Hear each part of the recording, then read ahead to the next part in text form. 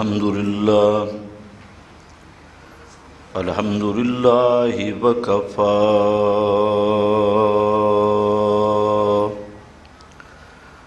والصلاة والسلام على سيد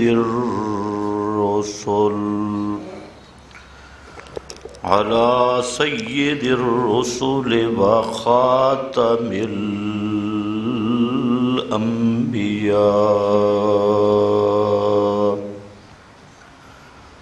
أما بعد فأعوذ بالله من الشيطان الرجيم. بسم الله الرحمن الرحيم. هو الذي يسيركم في البر والبحر. سبحان ربك رب العزة عما يصفون وسلام على المرسلين والحمد لله رب العالمين.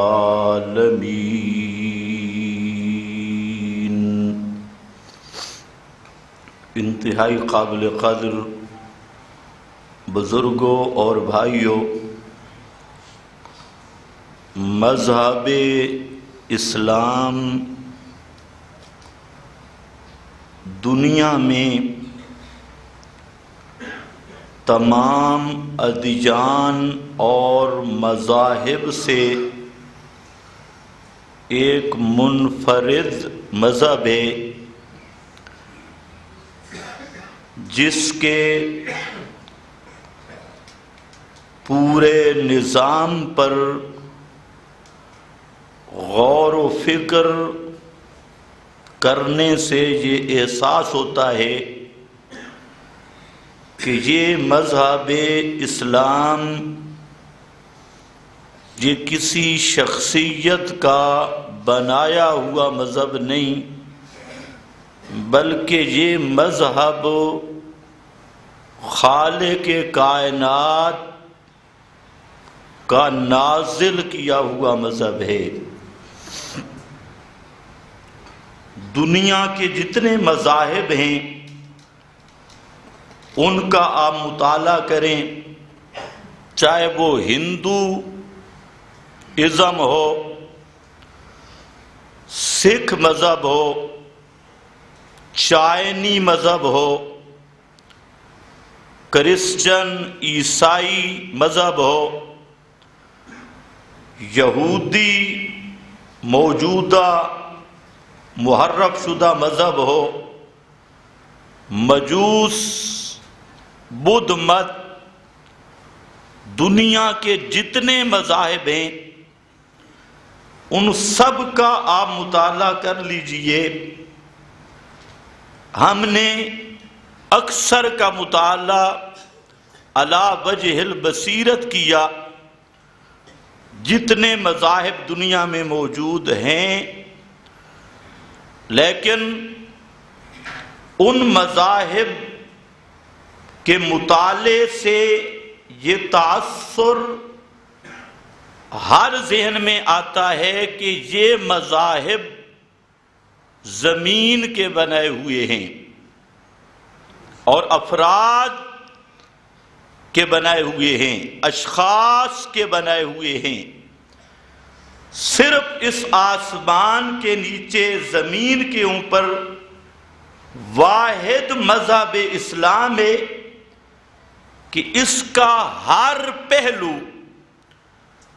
اگر انسان مطالعہ کرے تو یہ احساس ہوتا ہے کہ یہ مذہب زمین والوں کا بنایا ہوا نہیں ہے، کسی مخلوق کا تراشا ہوا مذہب نہیں، کسی فرد یا شخصیت کا وضع کردہ یہ مذہب نہیں، بلکہ یہ مذہب اللہ کا نازل کردہ ہے۔ اور اس مذہب میں سب سے بڑی خصوصیت، سب سے بڑا اہم پہلو، اس کا عنوان کا نام ہے التوحید۔ سبحان اللہ۔ دنیا کا ہر مذہب توحید سے خالی ہے۔ کوئی مذہب آپ دیکھ لیں، توحید خالص کا درس ہے خالص اسلام میں۔ اس لیے لاکھوں آدمی دوسرے مذاہب کو چھوڑ کر مسلمان ہوئے، اور انہوں نے اپنے تاثر تحریر کیے تحسرات کہ ہم نے اپنے مذاہب کو کیوں چھوڑا، جن میں عیسائی بھی ہیں، جن میں یہودی بھی ہیں، جن میں بدھ مذہب بدھ مت کے بھی لوگ ہیں، ہندو بھی ہیں، بابی بھی ہیں، اور بھی بڑے مذاہب ہیں۔ تو سب اس پہ مستقل کتابیں موجود ہیں۔ انہوں نے بات یہ لکھی کہ ہم نے اسلام کو قبول اس لیے کیا کہ اسلام میں جو توحید کا نظام ہے یہ دنیا کے کسی مذہب میں نہیں ہے، اور جب تک توحید خالص نہ ہو اس وقت تک اللہ کا تعارف نہیں ہو سکتا۔ اللہ تعالیٰ کی پہچان ناممکن ہے بغیر توحید کے۔ ہم اور آپ نے تو کلمہ گھر میں پڑھا ہے، گود میں، اس لیے ہمیں اس چیز کا احساس نہیں ہوتا۔ جو ادھر ادھر پھرنے پھرانے والے لوگ ہیں، ان سے آپ ملاقات کریں تو آپ کو پتہ چلے گا ویسے تو اسلام کا ہر نظم انفرادی ہے، لیکن اسلام کی انفرادیت اور سب سے بڑی چیز جس نے اسلام کو ساری دنیا سے ممتاز کیا، اس کا نام ہے توحید۔ لیکن افسوس یہ ہے کہ اسلام کے نام پر آج کے دور میں اکثر لوگوں کو الرجی ہوتی ہے تو توحید کے عنوان سے۔ ہر عنوان پہ خوش ہیں، لیکن جو ہی مسئلہ توحید آیا فوراً کہتے ہیں تشدد ہو گیا، سختی ہو گئی۔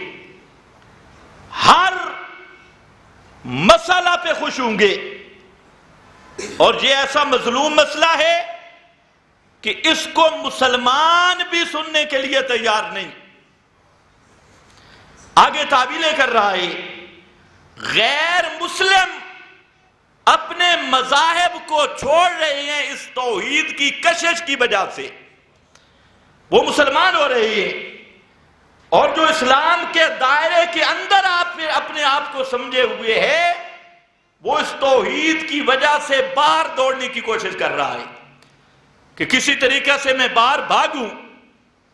یہ بھی ایک عجوبہ ہے اور عجیب سوچ ہے، حالانکہ چاہیے یہ تھا کہ جب دنیا کا ہر مذہب اس نے اپنے مذہب میں جو کمی محسوس کی ہے وہ توحید کی کمی محسوس کی، اور اس توحید کو حاصل کرنے کے لیے انہوں نے اپنے آباء و اجداد کی رسم مذہب دین اس کو چھوڑا اور کلمہ پڑھ کے مسلمان ہوا۔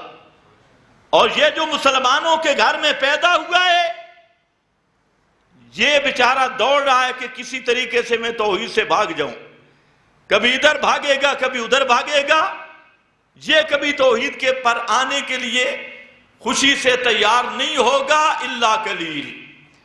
تو اس لیے میں عرض کرنا چاہتا ہوں کہ نظام اسلام کا ایک ایک عنوان دیکھیں، طریقہ عبادت دیکھ لیں، دنیا کے مذاہب کی عبادت کا طریقہ دیکھیں، اور صرف نماز ہی دیکھ لیں۔ اسلام میں جو نماز کا طریقہ ہے، یہ دیکھیں، کئی مذہب وہ ہیں کہ ننگے ہونا عبادت ہے، کئی مذہب وہ ہیں جن میں ناچنا عبادت ہے، کئی مذہب وہ ہیں جن میں ڈھول سرنگیاں عبادت ہیں، کئی مذہب وہ ہیں جن میں نوجوان لڑکیوں کو دوسروں کے حوالے کرنا سب سے بڑی قربانی ہے، اور کئی رسمیں ہیں، لیکن اسلام کا نظام عبادت، نماز، روزہ، حج، زکوٰۃ، صدقات، پھر اسلام کا قانون جہاد دیکھ لیں۔ ہر مذہب وہ لڑتا ہے اپنی زمین کے ٹکڑوں کے لیے، ہر مذہب لڑتا ہے اپنے مفادات کی خاطر، لیکن اسلام نے جہاد کا حکم دیا لِإِعْلَاءِ کَلِمَةِ اللَّهِ، تاکہ اللہ کی توحید اونچی ہو جائے۔ کسی کی لڑائی دنیاوی مفاد کے لیے، کوئی اپنی جان کے لیے، کوئی زمین کے ٹکڑوں کے لیے، کوئی جغرافیاتی تقسیموں کے لیے، کوئی کسی کا ایشو کچھ، کسی کا کچھ، لیکن واحد اسلام وہ مذہب ہے جس کا اعلان یہ ہے کہ اگر کسی سے لڑنا ہے تو اس کی غرض اور مقصد ہے کہ اللہ کی توحید اونچی ہو جائے۔ من قاتل لتکون کلمۃ اللہ ہی العلیٰ فہو فی سبیل اللہ، او کما قال النبی صلی اللہ علیہ وسلم، فرمایا جو اس لیے لڑا تاکہ اللہ کا کلمہ اونچا ہو جائے، وہ اللہ کے راستے میں ہے۔ جو زبانی تعصب پہ لڑا، قومیت کے جھگڑوں پہ لڑا، جغرافیاتی حدود پہ لڑا، اپنے مفاد پہ لڑا، وہ فی سبیل اللہ نہیں، اسلام نے اسے جہاد نہیں کہا۔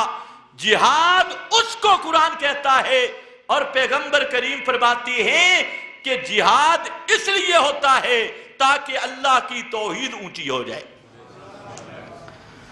اسلام کا نظام اخلاق دیکھ لیں،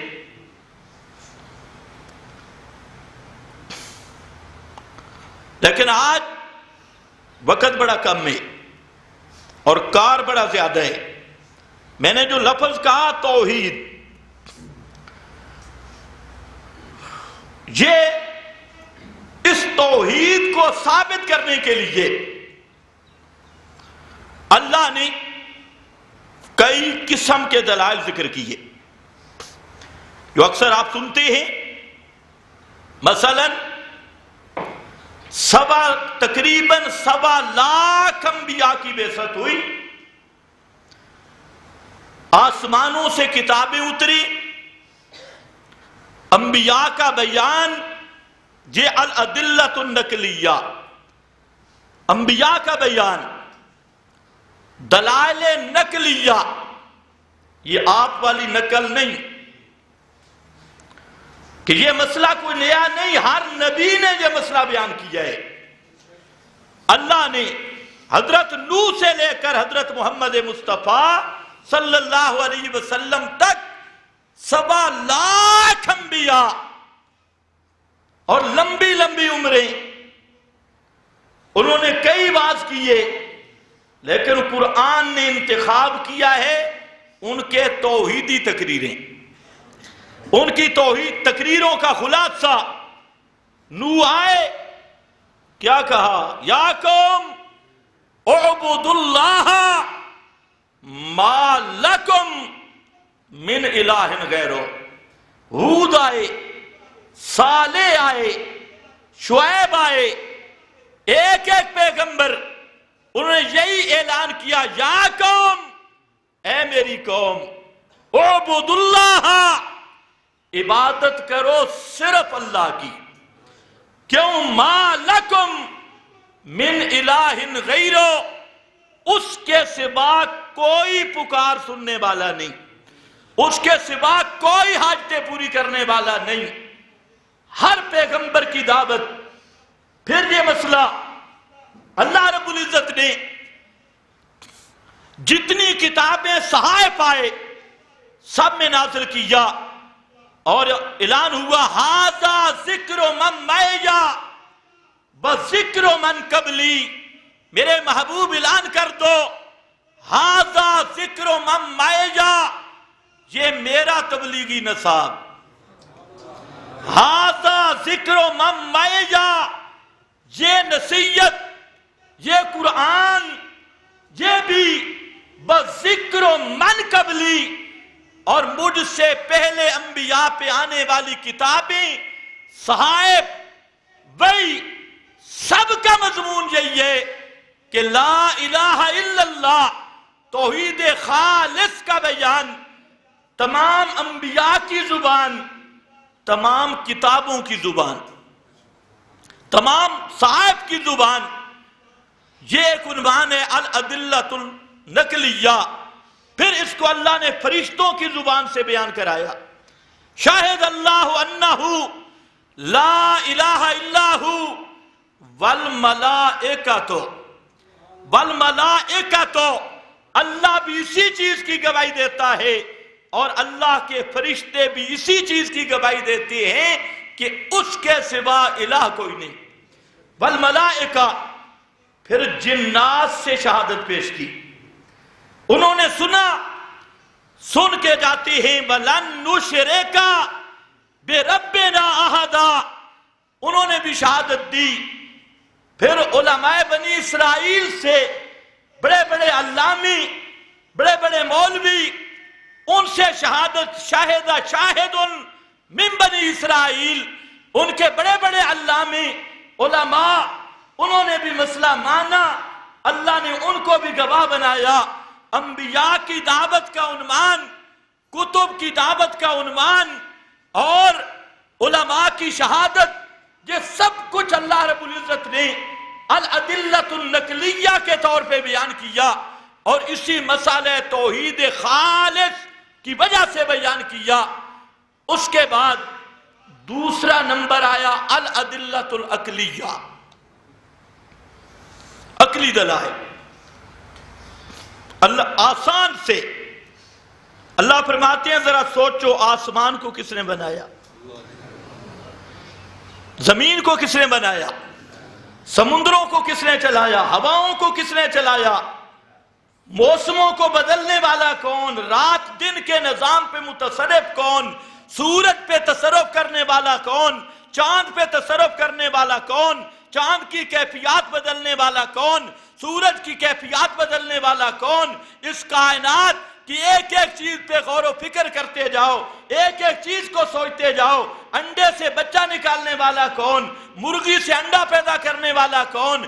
انسان کے نطفے سے اتنا خوبصورت صورتیں بنانے والا کون؟ یہ ساری وہ سلسلہ ہے قرآن کا جس کے انسان کی عقل کو دعوت دی گئی کہ اللہ نے جو عقل دیا ہے اس کو استعمال کر تو اس کائنات کی ہر چیز پر یہی شہادت ہوگی کہ یہ کام کرنے والا اللہ، تو پھر پکاریں سننے والا بھی صرف اللہ ہے.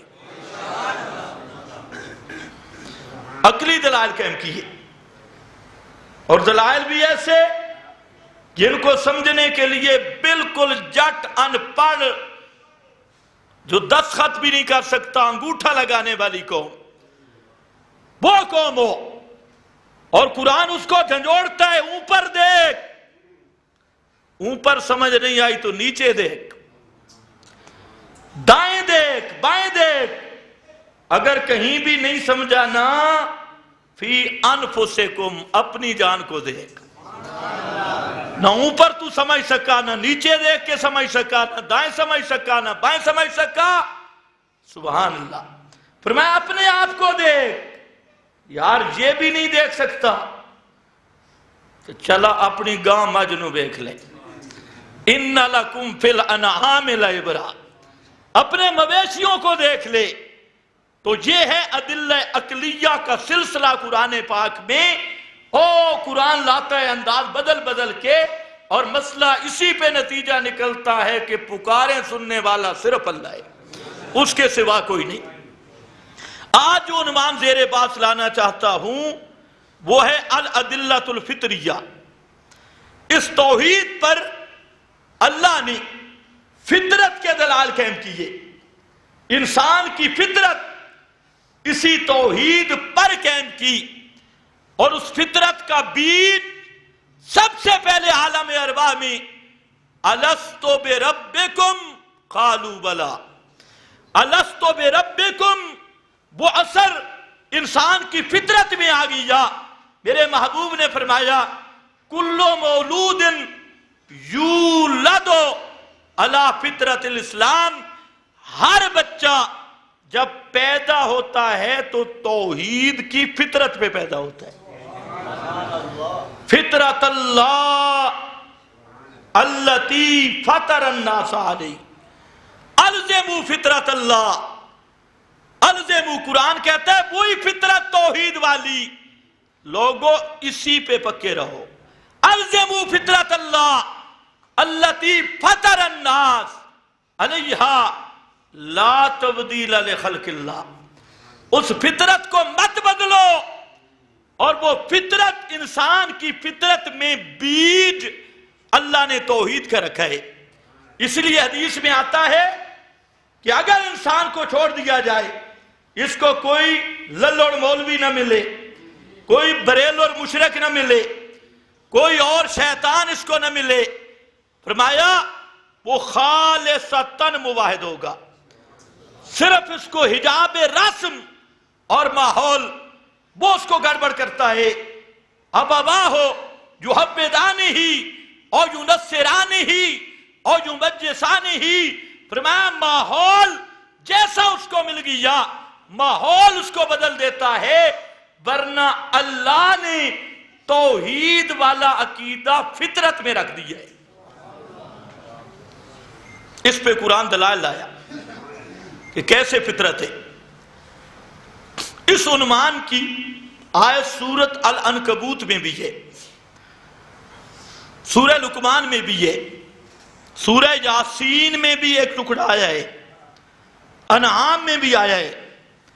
لیکن قرآن کریم کا ایک ضابطہ ہے، قرآن مقدس جو مضمون بھی ذکر کرتا ہے ایک جگہ پہ تفصیلی، باقی جگہ قرآن اشارہ کرتا جاتا ہے. ایک آیت تفصیلی ہوگی.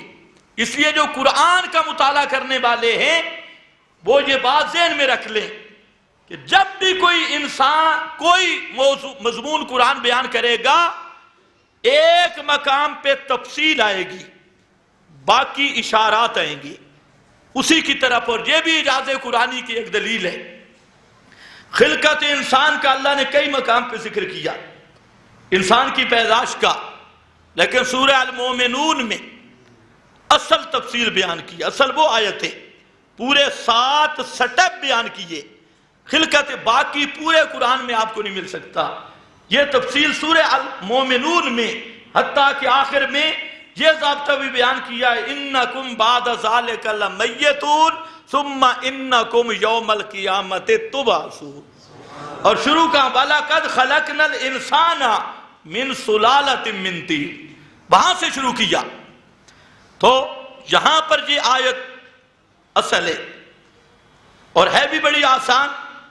اللہ فرماتی هُوَ الَّذِي يُسَيِّرُكُمْ فِي الْبَرِّ وَالْبَحْرِ، هُوَ الَّذِي مقام حصر ہے. فرمایا اے کائنات والو، جنگل ہو یا سمندر ہو، جنگل کی مشکلات میں اور سمندر کی مشکلات میں کام آنے والا صرف اللہ ہے. هُوَ الَّذِي يُسَيِّرُكُمْ، وہ اللہ ہی ہے جو تمہیں چلاتا ہے، یعنی تمہاری مشکلات کو دور کرتا ہے. فی البر، بر میں، جنگلات میں، میدانوں میں، خشکی میں وہ تمہاری مشکلوں کو حل کرنے والا. والبحر، اور سمندر میں. اب اللہ نے اس کا نمونہ پیش کیا اور انسان کی فطرت کو قرآن آواز دے رہا ہے کہ اور بد فطرت نہ بن، آذرا فطرت کی طرف عود دیکھ. فرمایا حتی اذا کنتم فی الفلک وجرینا بہم बेरीहिन तय्यबातिन फरहू बिहा, हत्ता कि जब होते हो तुम फिल फुल के कश्तियों में, और कश्ती होती है समुंदर में। सुभान अल्लाह। अब ये बात समझने के लिए 14 उलूम चाहिए। अल्लाह हिदायत दे रेमंड वालों को। कितना कुरान से दूर करने की तहरीक पैदा हो गई। कुरान के करीब न जाना, इसको समझने के लिए तो 14 उलूम चाहिए। इसलिए उन्होंने ये बहाना बना के कुरान से दूर कर दिया। और फजाइल अमाल को समझने के लिए 60 उलूम चाहिए। मैं अपनी बात नहीं कर रहा, मुल्ला अली कारी ने लिखा है, नुखबतुल फिक्र किताब है उसूलुल हदीस की, उसकी शरह में मुल्ला अली कारी ने लिखा कि हदीस समझने के लिए 65 उलूम दरकार है। कितने? 65। 65 ज्यादा है या 14? अब इनसे ताज्जुब नहीं कि जो लल्लू खड़ा होता है काला रसूलुल्लाह, पता छता कुछ भी नहीं, और हवाला देगा हदीस में आ गया, हर लल्लू पंजू रिवायतें बयान कर रहा है। हालांकि हदीस बयान करने के लिए कितने उलूम चाहिए? 65। ये नुखबतुल फिक्र के बैनस सुतूर लिखा हुआ है, उसूलुल हदीस की किताब है। और मुल्ला अली कारी उसने लिखा है। अब शैतान भी बड़ा बेईमान है, रिवायतों पे इनको लगा दिया जहां 65 उलूम दरकार है। और कुरान जो अरब के उम्मियों को समझाने के लिए पैगंबर ने बयान किया, अरब के उम्मी अनपढ़ लोग वो भी कुरान को समझ गए। और अल्लाह ने फरमाया बलकद यस्सरनल कुरान लिज़िक्र फहल मिन मुद्दकिर, मुझे अपनी इज्जत की कसम, मैंने कुरान को मसाला के लिए आसान कर दिया है कोई कुरान से मसला समझने वाला? बलकद यस्सरनल कुरान लिज़िक्र, 4 मकाम पे जिक्र किया एक ही सूरत में, ये आयत बार बार जिक्र की। खैर, तो हम तो भाई सबके लिए दुआ करते हैं, अल्लाह इन रेवेंड वाले भाइयों को भी हिदायत नसीब फरमा दे। कुरान की तरफ जब तक नहीं आओगे ईमान नहीं मिल सकता। खुदा की कसम ईमान मिलेगा कुरान से, ये बात ज़हन में रख लें। हजारों बुजुर्गों की किताबें पढ़ लो, अकाबुर को पढ़ लो, असागुर को पढ़ लो, सारी किताबें हजम कर लो, जब तक किताबुल्लाह से ताल्लुक नहीं बनेगा, नहीं पढ़ोगे या नहीं सुनोगे, उस वक्त तक ईमान नसीब नहीं हो सकता। साफ मसला है। अब देखो कुरान का अंदाज देखो, फरमाया हो तुम कश्तियों में, कश्तियां चल रही हैं, तुम कश्तियों पे बैठे हो, कश्तियां जरईना बिहिम, इनको ले चलती हैं, बेरीहिम तय्यबा, साथ हवा मुआफिक के, जाने कश्ती ने जाने हवा भी मुआफिक है। तय्यबा फरहू बिहा, फरमाया ये खुश होती हैं, हमारी कश्तियां चल पड़ी, मंजिल मकसूद तक पहुंचेंगे। जाअतहा रीहुन आसिफुन, नागहां आ गई हवा तुंद, तूफान, सख्त हवा आ गई। और जब दरिया में जोश आए, तूफान चले, लहरें उठने लगी, वजाअहुम अल मौजु मिन कुल्ले मकान, हर तरफ से मौजें उठने लगी। ये कश्तियों के अंदर हैं, दरिया जोश में आया, दरिया में तूफान आ गया, हर तरफ से मौजें उठ रही हैं। अल मौजु मिन कुल्ले मकान, और मौजें जब दरिया आता है समंदर जोश में, और उसकी पहाड़ों की तरह मौजें उठती हैं, कोई इधर से कोई इधर से, दरमियान में छोटी सी कश्ती, ये उस पे बैठी हैं। अल्लाह फरमाते हैं बज़न्नु अन्नहुम उहीता बिहिम, यहां जन्नु जन यकीन के माना में है ان کے دل میں یہ بات یقین کے درجے میں آ گئی کہ اب بچ نہیں سکتے. احیط بہم، ان موجوں کے اندر، لہروں کے اندر ہر طرف سے طوفان ہی طوفان. اس وقت کیا کرتے ہو؟ فرمایا دعوا اللہ مخلصین لہ الدین. دعوا اللہ مخلصین لہ الدین. اب یہ مشکل بات ہے. آدمی کشتیوں میں، دریا میں طوفان آیا، کشتی بھمر میں پھنس گئی، دریا کی موجیں اٹھنے لگی. اب وہ حالت کیا ہوتی ہے؟ اسباب منقطع ہو گئے، کوئی سبب نہیں رہا، اور دل نے بھی تسلیم کر لیا کہ اب بچ نہیں سکتا. اور احیط بہم، یہ گھیر لیا گیا اور بچ نہیں سکتا. اب کیا مسئلہ ہوگا؟ احیط بہم، فرمایا دعوا اللہ، دعوا اللہ.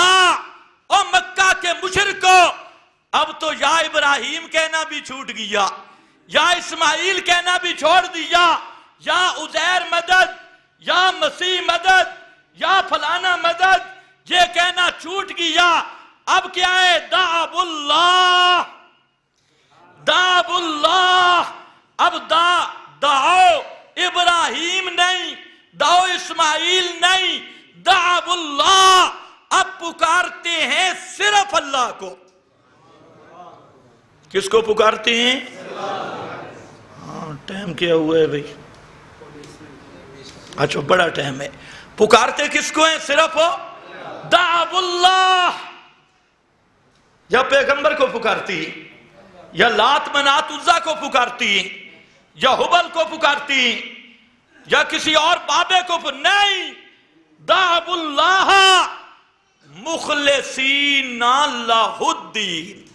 اور پکارتے بھی کیسے؟ اے نہیں کہ پنجا تنہ دا واسطہ، پنجا تے 12 دا واسطہ، امام بری کا واسطہ، فلانے دا ہاڑا نہیں.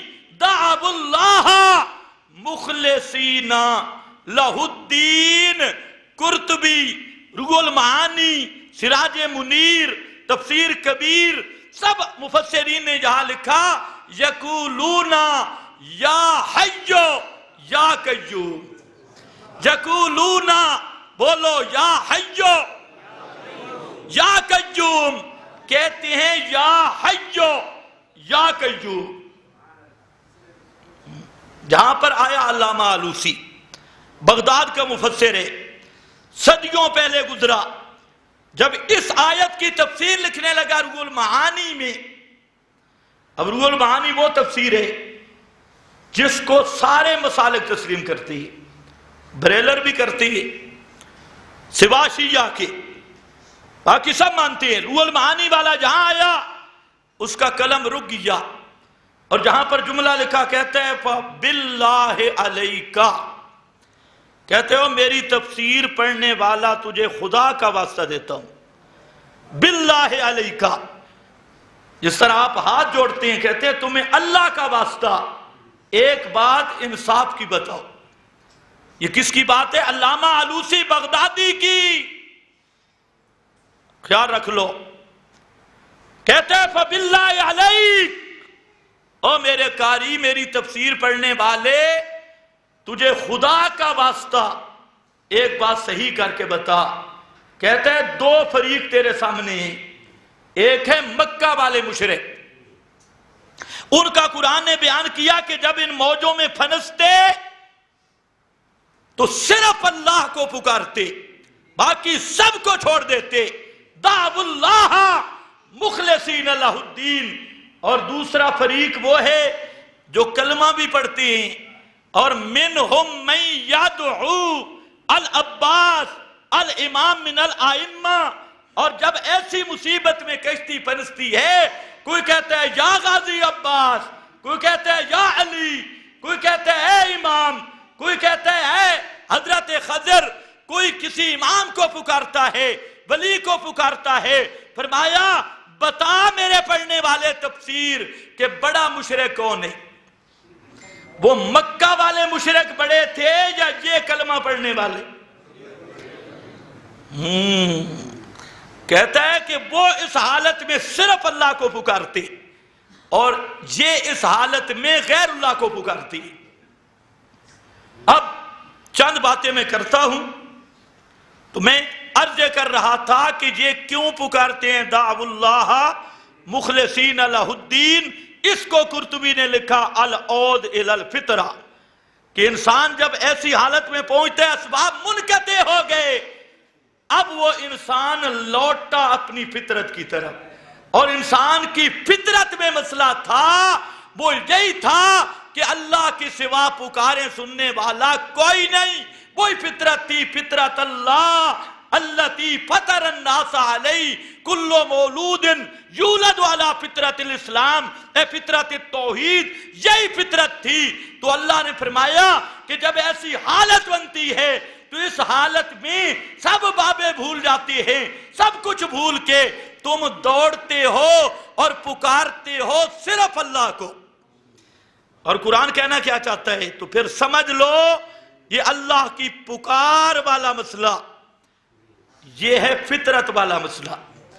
تم اپنی فطرت پہ لوٹتی ہو اور جب خشکی پہ آتی ہو لَإِنْ أَنْجَيْتَنَا مِنْ هَذِهِ لَنَكُونَنَّ مِنَ الشَّاكِرِينَ، وہاں پر وعدے کرتے ہو کہ مولا اگر تو نے ہمیں بچا لیا تو ہم پکے توحیدی بن جائیں گے، ہمیں مسئلہ سمجھ آ گیا.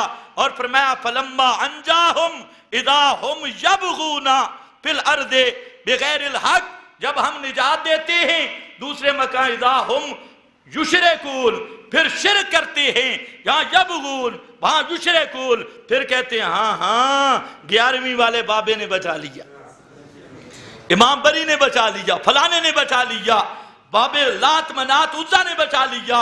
تو یہ رب نے، اللہ رب العزت نے نمونہ پیش کیا اور کائنات کو بتایا اے کائنات والو، جس طرح توحید والا مسئلہ عقلی دلائل سے ثابت ہے، انبیاء کتب ملائکہ جنات اور علماء بنی اسرائیل کی شہادتوں سے ثابت ہے، اسی طرح یہ مسئلہ تمہاری فطرت اور تھوڑی گھٹی بچ پایا ہوئے. ایک گھٹی تھوانو والدین پہندے نو بعد چھے کہ ایک گھٹی اللہ پائیے الستو بے ربکم قالوا بلا والی. یہ فطرت والا مسئلہ ہے. اب ذرا خیال کرنا.